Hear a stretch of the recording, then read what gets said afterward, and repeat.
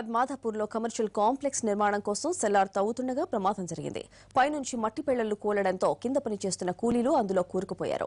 ప్రమాద సమయంలో 4 అక్కడ ఉన్నారు. ఇందులో 2 పురుషులు బయటపడగా మహిళలు మాత్రం మట్టిలోనే కూరుకుపోయి ప్రాణాలను వదిలారు. విషయం తెలుసుకున్న పోలీసులు ప్రొక్లెయిన్తో మట్టిని తొలగిస్తున్నారు. శిథిలాల కింద ఇంకా ఎవరైనా ఉన్నారా అనేది తెలియడం లేదు.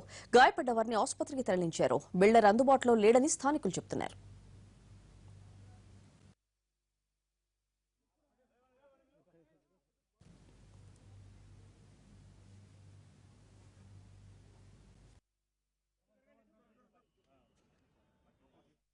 వాళ్ళు 3 ఆడేళ్ళు 6 వచ్చారు సార్.